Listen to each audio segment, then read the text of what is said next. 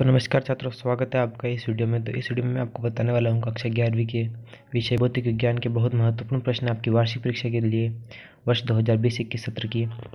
तो इससे पहले भी मैं 4 वीडियोस बना चुका हूँ भौतिक विज्ञान के महत्वपूर्ण प्रश्नों के ऊपर। तो अगर आपने वो वीडियोस नहीं देखी है तो पहले जाके आप उन वीडियोज़ को देख लीजिए। मैंने उसकी एक प्लेलिस्ट भी बना रखी है आपके लिए, तो उसका लिंक जो है ऊपर आपको आई बटन में मिल जाएगा। तो यहाँ से जाके आप उस वीडियोज़ को पहले देख लीजिए, उसके बाद फिर ये वीडियो देख लेना, क्योंकि इसमें मैंने आगे के प्रश्नों को बताया है। और ये वीडियो जो है थोड़ी लंबी हो सकती है, क्योंकि इसमें मैंने ज़्यादा प्रश्न बताए हैं। तो आप वीडियो को बिना स्किप किए पूरा जरूर से देखिएगा और वीडियो को एक लाइक जरूर से कर दीजिए। तो ये रहा 61वां क्वेश्चन, गुप्त ऊष्मा को परिभाषित कीजिए। इसके बाद 62वां है, आवर्तकाल एवं आवर्ती को परिभाषित कीजिए एवं उनमें संबंध स्थापित कीजिए। तो अगर आपने पहले की वीडियोस नहीं देखी तो पहले की वीडियोस जाकर पहले देख लो, तभी आपका आगे के प्रश्न समझ में आएंगे। तो उन वीडियोस को पहले जाकर देख लो और फिर आगे इस वीडियो को देख लेना। इसके बाद 63वां है, 0.72 मीटर लंबे किसी स्टील के तार का द्रव्यमान 5.0 × 103 किलोग्राम है। यदि तार का तनाव 60 N है तो तार पर अनुप्रस्थ तरंगों की चाल क्या है। तो ये 63वां। इसके बाद 64वां आप देख लीजिए। यहाँ पर किसी सरल लोलक का आवर्तकाल T, उसकी प्रभावकारी लंबाई L तथा गुरुत्वीय त्वरण G पर निर्भर करता है। विमीय विधि से लोलक के आवर्तकाल का सूत्र ज्ञात कीजिए। इसके बाद 65वां, विमीय समीकरण के कोई 4 उपयोग लिखिए। तो ये सभी प्रश्न बहुत महत्वपूर्ण हैं, तो आप इसे अपने हिसाब से याद कर लीजिएगा। 66वां देख लेते हैं, न्यूटन के गति का द्वितीय नियम लिखिए एवं सिद्ध करो F = ma। तो ये नियम आपको सिद्ध करना रहेगा। फिर इसके बाद अगला देख लेते हैं, एक रोलर को ढकेलने की अपेक्षा खींचना आसान क्यों है। तो ये भी बहुत महत्वपूर्ण प्रश्न है, शायद आपके वार्षिक परीक्षा में भी आए थे प्रश्न, तो इसे भी याद कर लीजिएगा। फिर इसके बाद 68वां, जड़त्व आघूर्ण संबंधी लंबवत अक्ष का प्रमेय लिखिए एवं सिद्ध कीजिए। तो जड़त्व आघूर्ण संबंधी लंबवत अक्ष का प्रमेय आपको लिखना है और सिद्ध करना है। इसके बाद 69वां देख लीजिए आप, दो सदिशों का अदिश एवं सदिश गुणनफल ज्ञात कीजिए। पूरा प्रश्न आपको दे रखा है। इसके बाद 70वां देख लेते हैं, समतापी प्रक्रम क्या है, इसमें कार्य का सूत्र व्युत्पन्न कीजिए। तो ये 70वां प्रश्न भी हो गया है। आगे के प्रश्नों को भी देख लेते हैं हम। 71वां प्रश्न है, ऊर्ध्वोष्म प्रक्रम क्या है एवं इसमें कार्य की गणना कीजिए।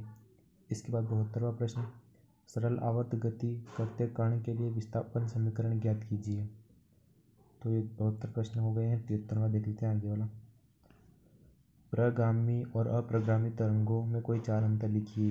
तो प्रगामी और अप्रगामी तरंगों में आपको कोई 4 अंतर लिखने रहेंगे।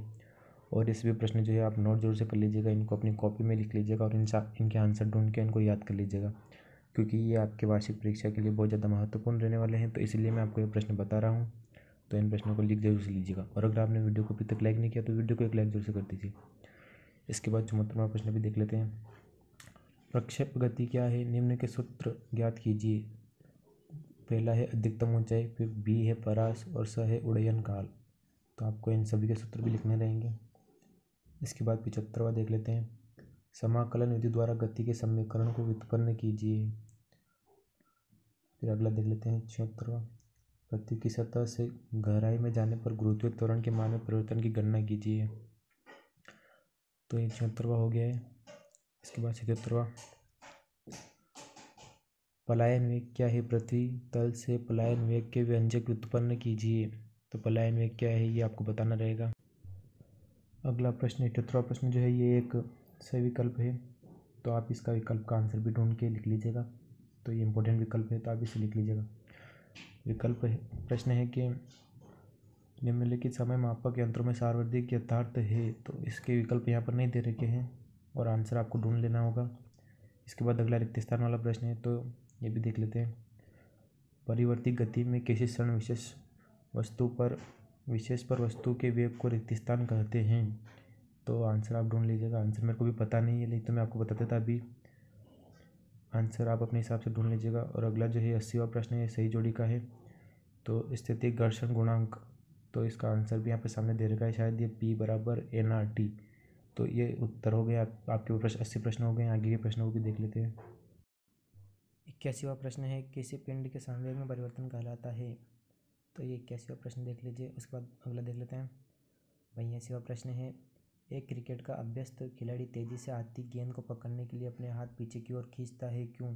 तो आपको इसका कारण बताना होगा। क्रिकेट खिलाड़ी अपने हाथ पीछे की ओर क्यों खींचता है गेंद को पकड़ने के लिए, कैच पकड़ने के लिए वो अपने हाथ पीछे क्यों खींचता है। इसके बाद अगला प्रश्न, क्रिया तथा प्रतिक्रिया बल बराबर तथा विपरीत होते हैं तथा वे एक दूसरे को निरस्त नहीं करते, क्यों। तो ये भी एक कारण वाला प्रश्न ही है, तो ये भी आप लिख लीजिएगा, अपने हिसाब से आंसर ढूंढ लीजिएगा इन सभी प्रश्नों के। अगला देख लेते हैं, न्यूटन का सार्वत्रिक गुरुत्वाकर्षण नियम क्या है, इसका गणितीय कथन लिखिए। तो ये न्यूटन का सार्वत्रिक गुरुत्वाकर्षण का नियम आपको बताना रहेगा और इसका गणितीय कथन भी आपको लिखना रहेगा।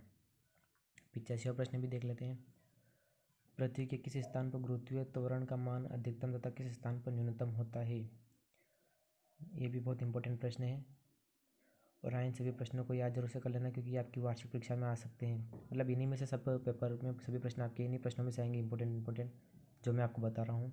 अगर आप सभी को याद कर लेंगे तो आपके 80 से ज़्यादा नंबर तो ऐसे आ जाएंगे आपके पेपर में। तो ये आपके हाथ में है कि आप कितने याद करते हैं इनमें से। 80 नहीं बल्कि आप तो 90 मान के चलो, 90 नंबर तो आराम से आ ही रहे हैं इनमें से। 90 नंबर के प्रश्न तो आएंगे इनमें से। और बाकी अगर आप थोड़ी बहुत अलग भी तैयारी कर लेते हो तो आपके उससे भी ज़्यादा नंबर आ सकते हैं। 86वां प्रश्न भी देख लेते हैं, यंग मापांक परिभाषित कीजिए एवं इसका एसआई पद्धति में मानक लिखिए।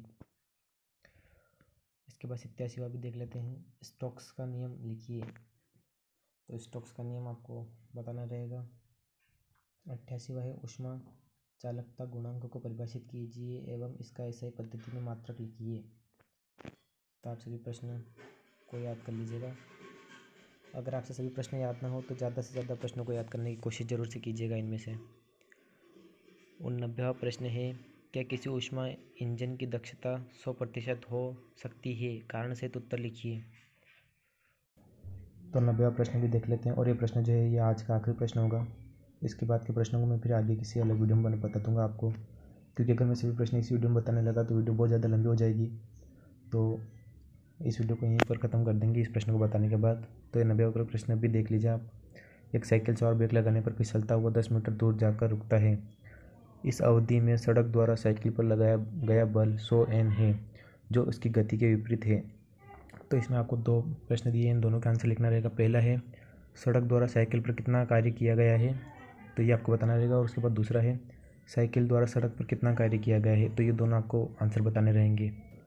तो ये 90 प्रश्न हो चुके हैं आपके मोस्ट IMP। और अगर आपको इसका एक PDF भी चाहिए तो आप नीचे कमेंट बॉक्स में मुझे लिख के बता सकते हो। मैं इसका PDF जो है आपके लिए ला दूंगा और उसे अपनी वेबसाइट पर डाल दूंगा, तो आप वहाँ से जाके भी इसके PDF को डाउनलोड कर सकते हो। तो मुझे उम्मीद है वीडियो आपको पसंद आएगा। अगर वीडियो आपको पसंद आए तो वीडियो को एक लाइक जैसे कर दीजिए। चैनल पर पहली बार आई, अगर आपने चैनल को सब्सक्राइब नहीं करा तो चैनल को सब्सक्राइब करके बेल आइकन को प्रेस करके ऑल पे सेट कर दो। तो thanks for watching the video.